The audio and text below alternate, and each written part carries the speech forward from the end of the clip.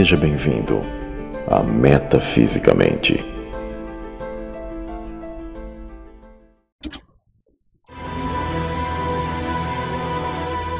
Símbolos de um céu desconhecido.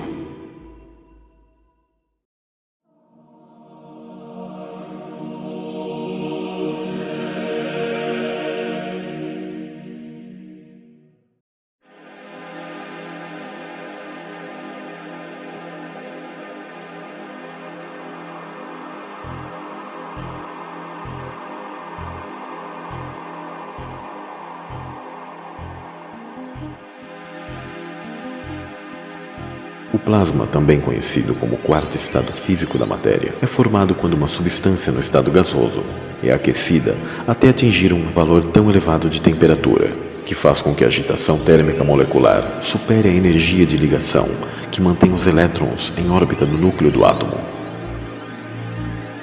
Os elétrons acabam soltando-se e a substância torna-se uma massa disforme, eletricamente neutra e formada por elétrons e núcleos dissociados. É comum no nosso cotidiano encontrarmos as substâncias em seus três estados físicos mais conhecidos, o sólido, líquido e gasoso. Apesar de não ser fácil a obtenção do plasma na superfície do nosso mundo, ele constitui 99% de tudo que existe no universo. Isso porque grande parte dos corpos celestes é formado por substâncias nesse estado de agregação. Embora raros, podemos citar alguns exemplos da presença do plasma, como fogo, lâmpadas fluorescentes, televisão com tela de plasma e os raios, entre outros.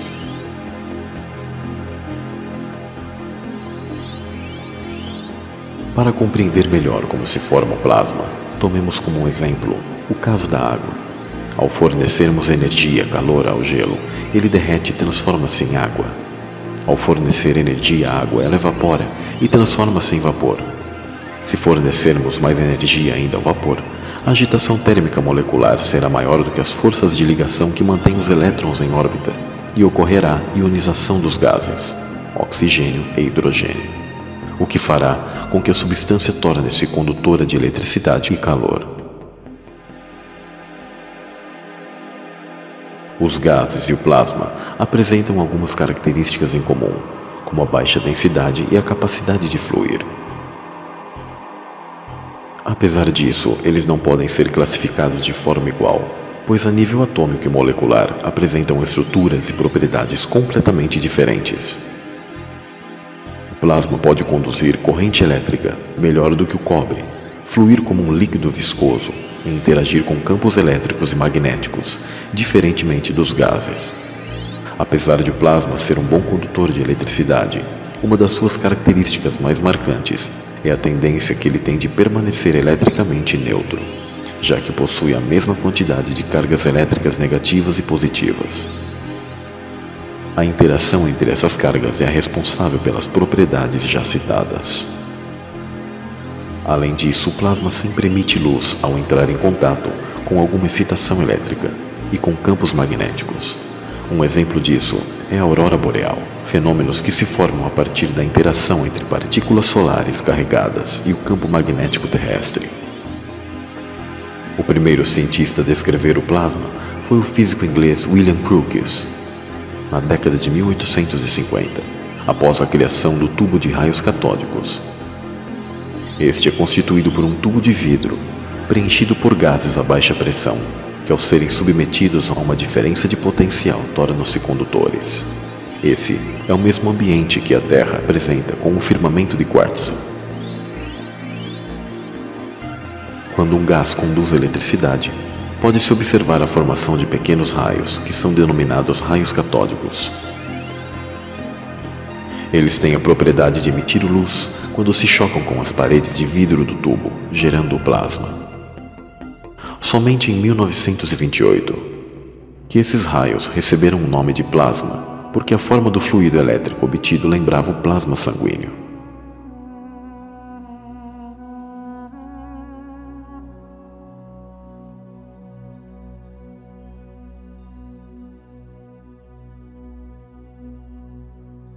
Formações de plasma no céu.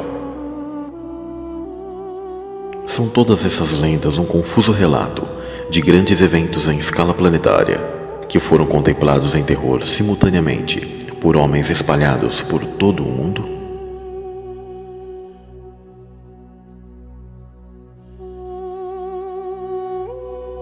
Vários milhares de anos atrás, eventos de beleza e terror provocaram uma explosão de imaginação humana.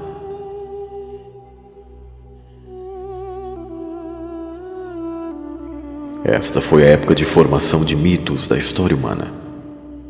Primeiro veio o Reino Encantado, o teatro de deuses e deusas venerados. Os deuses eram prodigiosos.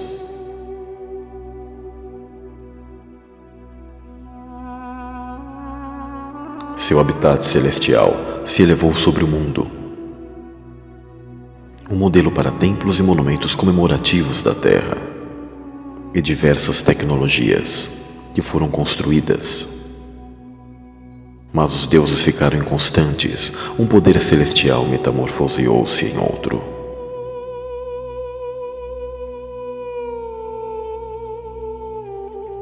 Criaturas absurdas nunca vistas na Terra percorriam o céu.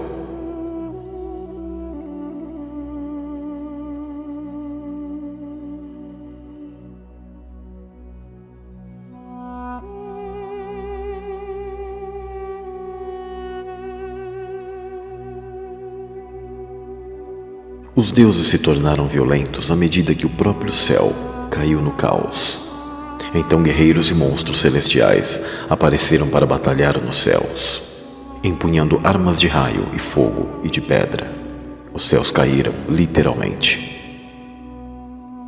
O nosso desafio será o de explicar essa efusão do conteúdo mítico.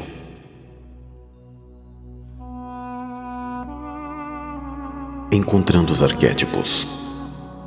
Culturas passadas por todo o mundo muitas vezes compartilharam uma única visão cósmica, e nós não devemos deixar nossos próprios campos fragmentados de conhecimentos atuais dificultar a nossa tentativa de recapturar essa visão.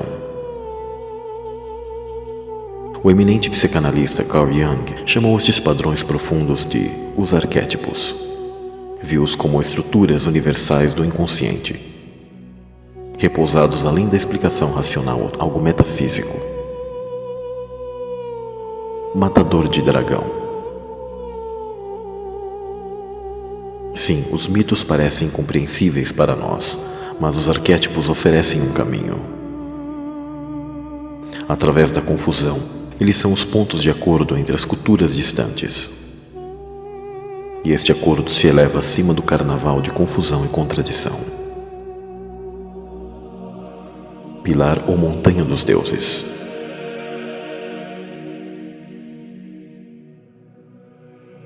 Toda cultura relevante se lembra de uma montanha cósmica em torno da qual os céus se voltaram.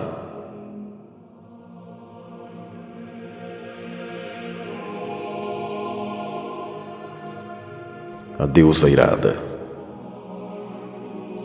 E cada cultura narrou o aspecto terrível de uma espécie de deusa-mãe.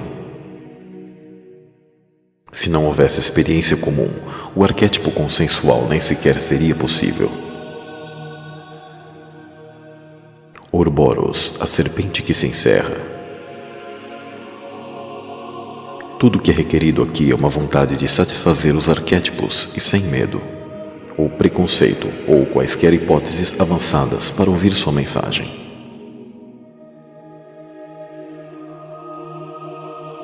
Escada para o céu.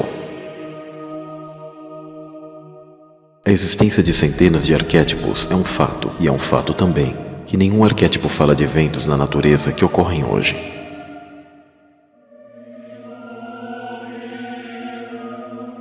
Deuses que morrem.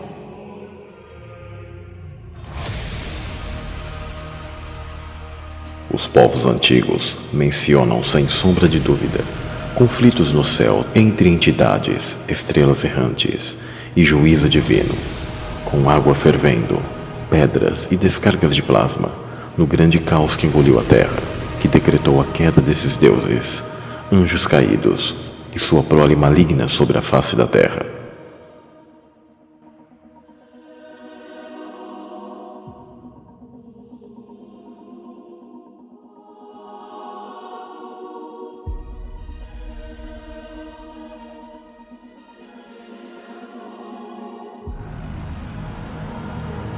Na aurora da civilização, todos os arquétipos já estavam presentes.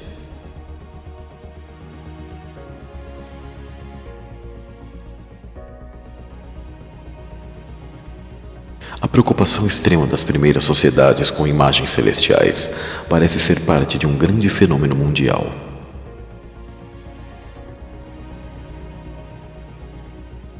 Será que o céu pré-histórico pode ter sido muito mais ativo do que agora?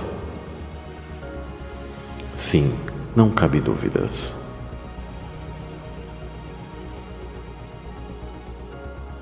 Hoje nós somos fascinados pela escala monumental das civilizações antigas. Mas quais eram as memórias essenciais que impulsionaram as culturas monumentais tão obsessivamente? Estas civilizações replicaram construções antigas, incríveis. Algumas não somos capazes de replicar pela atual tecnologia. A trilha de evidências segue até as profundezas do passado pré-histórico, um mundo mal reconhecido, mas não inteiramente perdido.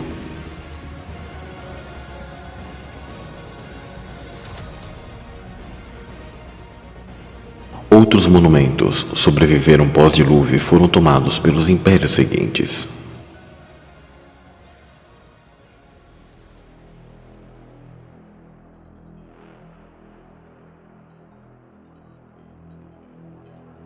Mais de 10.000 anos atrás, os artistas paleolíticos pintaram essas imagens nas paredes da caverna de Lascaux, na França, e eram realistas, com um olho para o detalhe.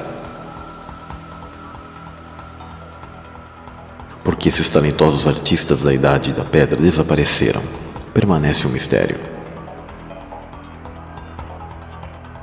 Mas o maior mistério é a época que se seguiu.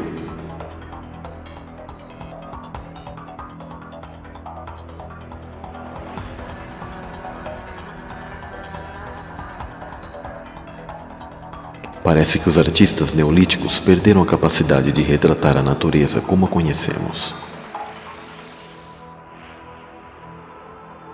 Representações precisas da natureza estão presentes, mas o estilo dominante produziu um carnaval de criaturas fantasmagóricas e formas absurdas nunca vistas em nosso mundo. O que seriam essas entidades? Como essa tendência surgiu? Não em um local apenas, mas em todos os continentes habitáveis.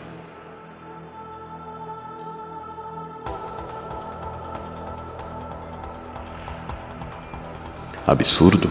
Sim, mas o que provocou os padrões distintivos? Um homem com vara e sem cabeça, apenas um pato ou outro pássaro em seus ombros?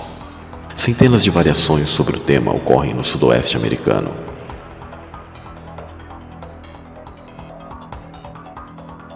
Mas o padrão não termina aí.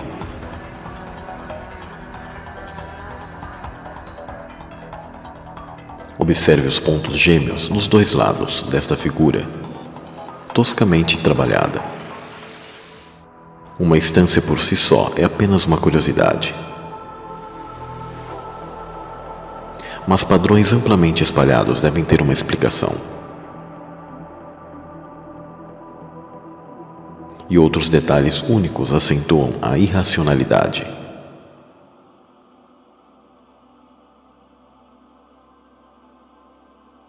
Recentemente, uma resposta para esses mistérios da arqueologia tradicional vieram de fora da área a partir da ciência do plasma e de laboratório de experimentos com descarga elétrica. Cientista do plasma Anthony Perrott, dos laboratórios de Los Alamos, mostrou que essas formas de bastão registravam eventos elétricos no céu. Algo como as luzes do norte que vemos hoje, mas 1000 vezes mais energéticos. Ele coincide com as formas de arte rupestre, precisamente as configurações tomadas por descarga elétrica no laboratório. Imagens da arte rupestre são explicadas como lâminas de intensa corrente elétrica na evolução de uma descarga de plasma. A coluna central que você vê nesta representação estilizada é o eixo da descarga. Envolvido em torno do eixo está um torus ou uma torus, uma lâmina tubular de partículas carregadas em forma de rosca.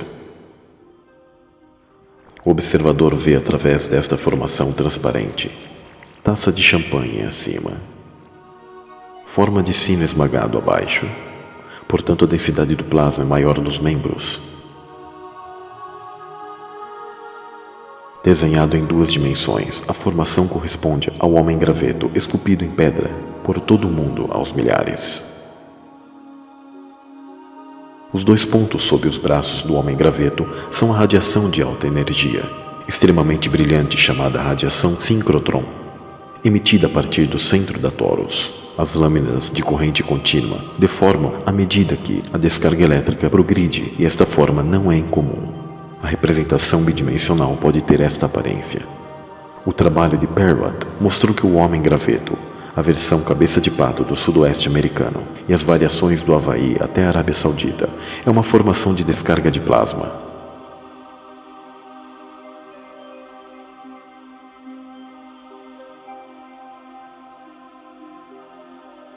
Um assunto sobre o qual ele é um especialista mundial reconhecido. A investigação de Perrotte é totalmente independente da nossa.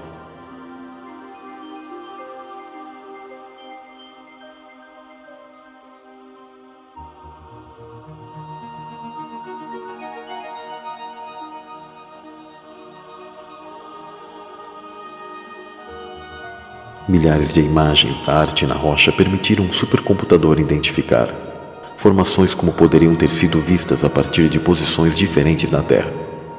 O encaixe que ele documentou não pode ser acidental.